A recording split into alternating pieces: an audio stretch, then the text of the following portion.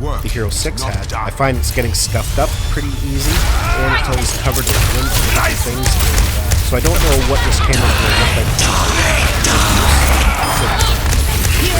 Now, at the end of the day, functionality is more important than cosmetic, but when you spend money on gear, you like it to look nice and stay looking nice. So that'll be interesting to see how that plays out and how this new finish holds up over time. Now, when it comes to the form factor, a lot of people were complaining that it's the same as the last two generations, the Hero 5 Black, Hero 6 Black. Hero 7 Black has adopted the exact same shape. Personally, myself, I'm okay with that, just for the fact that it allows you to use gear that you've purchased for some of your cameras. For example, the GoPro silicone case, Super Suit, the batteries and fuel charger, even ND filters, all of these things are compatible because they've kept the same form factor. So in those early first few days when I bought this Hero 7, I wasn't sold on the fact that it was worthwhile, justifiable to spend $600 Canadian or $399 US on it. I didn't feel the features were compelling enough to justify that. If you already owned a Hero 6 Black, you know, you pretty well have a good camera already, minus some of the new features, but, you know, they haven't really changed the internals that much that you're going to get that. You're getting a few extra features and some kind of gimmicky things that doesn't upgrade. But, fast forward a month later, and I think my opinion's really changed. Some of the new features on it, like Time Warp and Hyper Smooth, even the photo timer, have come in really handy and has made the camera very enjoyable to use. I've done some really interesting things with it that I definitely could have not have done with the Hero 6 Black. And yeah, so let's talk about some of these new features. So one of the marketing tactics that GoPro has taken with the Hero 7 Black is they have been calling it a gimbal killer. They've introduced the new Hyper Smooth technology, and it now works in 4K 60, which is brilliant. That was definitely one of the features I was missing in the Hero 6 Black because I shoot 4K 60 almost all the time, just so I can slow the footage down if needed. And having that little extra polish on there is definitely missed. You know, you're always having to bring a gimbal with you. Yeah, it's just extra gear sometimes you don't use. Now, I don't know if I would go as far as to call this a gimbal killer by any means, but the Hyper Smooth is actually quite good. There's a dramatic improvement in the 6. There's been tons of examples on the internet showing that. So as for a gimbal killer, definitely not, because there's going to be situations where you still need a gimbal. But I would have to say that 80% of the time that I would normally use a gimbal, I don't have to anymore. And that's huge. For me, I mainly use my GoPro for family vacations, out adventuring, hiking, camping trips, fishing trips that we do. And, you know, not having to bring all that extra gear, especially if you're out on a boat or a canoe, you know, you're trying to get some nice, cool, smooth footage, and, you know, you've got a gimbal and you're worried about getting water on it, and where do you pack it, throwing it around, it could get damaged. This is all you need to take now. You can just hold this in your hand and get some pretty rock solid footage. For me, cameras are all about convenience, and if it's not easy and not convenient, I just don't use it. I have a ton of gear kicking around my little office here, and I tell you, most of it doesn't get used because I just don't want to carry it along with me. Sometimes I do if I'm doing specific things, but for just an everyday hike, I just want to grab a camera and go. So the Hyper Smooth stabilization in this camera is a big win, and I think that one thing alone is well worth the upgrade for me.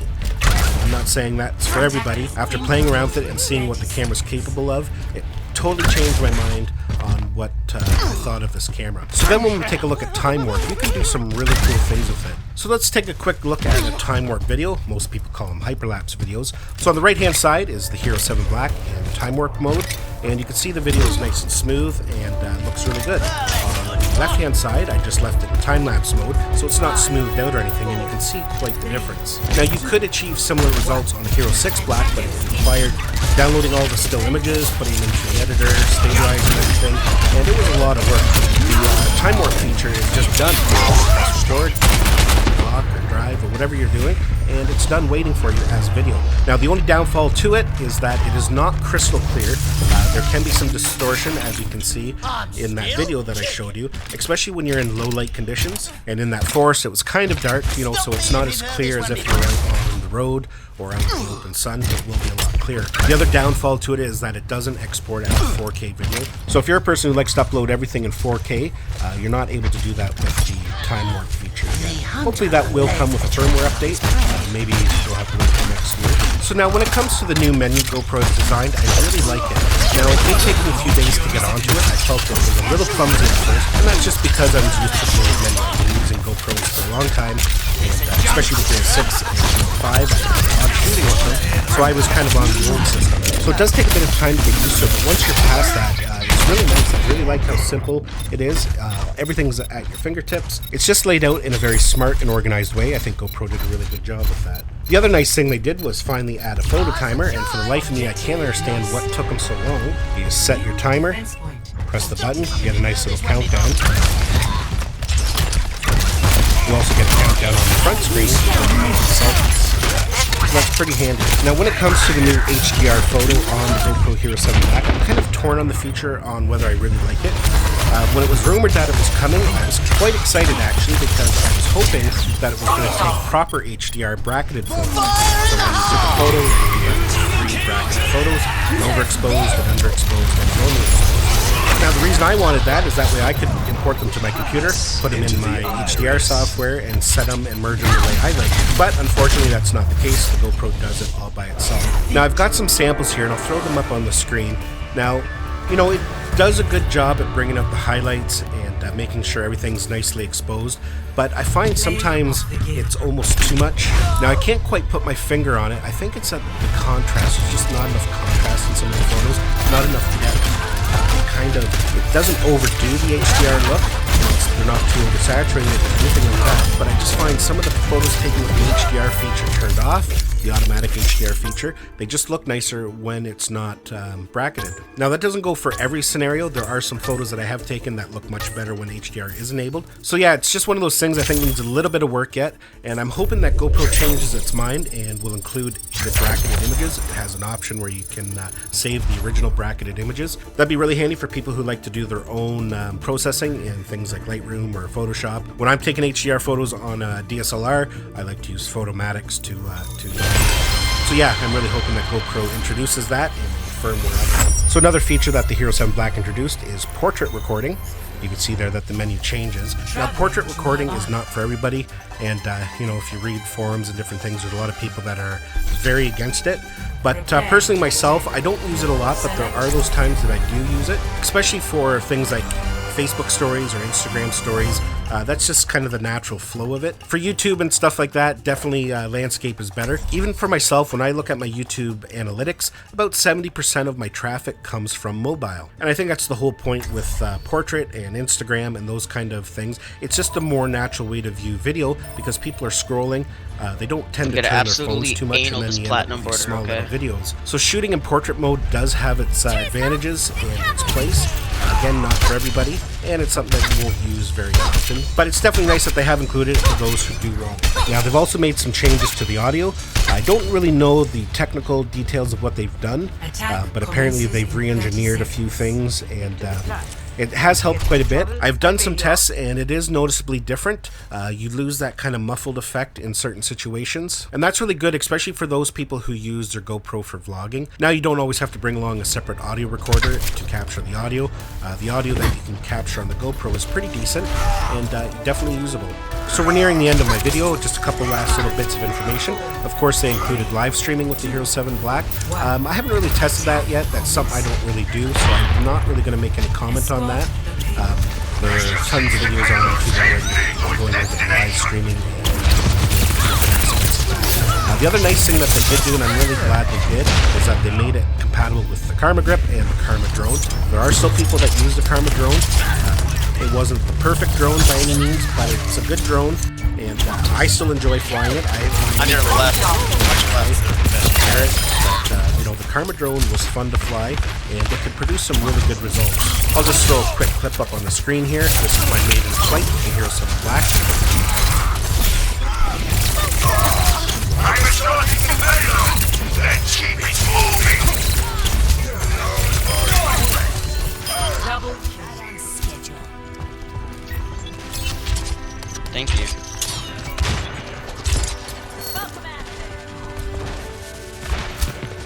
Brian, all you gotta do is worry about me, okay, baby? Just worry about me. Hey. I'm still good with more cancer heroes, okay?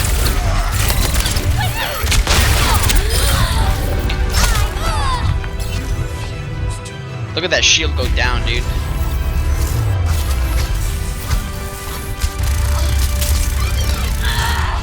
See that? That shit. I jumped and blocked that at least. I know, that was badass. Oh, fuck! Sorry I couldn't protect you. I need something. Yo, can our healer switch to someone more useful?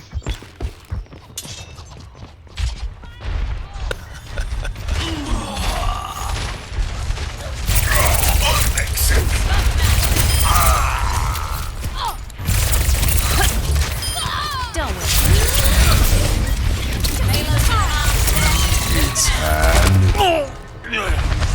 Ahorita regreso.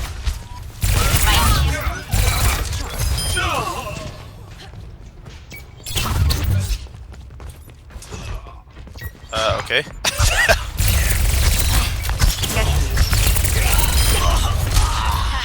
Nada malo.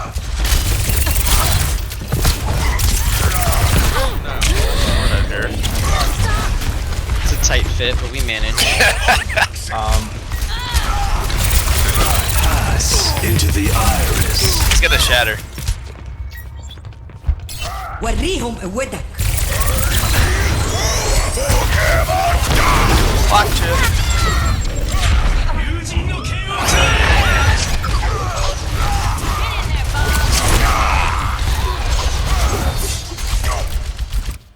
And she's back in the race. Who did you nano? Bastion. Me, Mm-hmm. the most useful player on this team. You know what matters? You call me useful right now. No, Say you're it. kind of stupid. Call me fucking useful. I'm an endangered species, bitch. I don't think tall German men can call them endangered species, huh? No, I am. Well, that just happened. Bob, do something. Good Reinhardt's hold shield. I'm sorry, that was me. Oh my god. Bro, let me die to a Bob. Well, too busy killing the Ryan. Yeah. APA killed the fucking Bob, And the bot, so forehead. dude. You walnut. Yeah, fucking Go back to Reaper.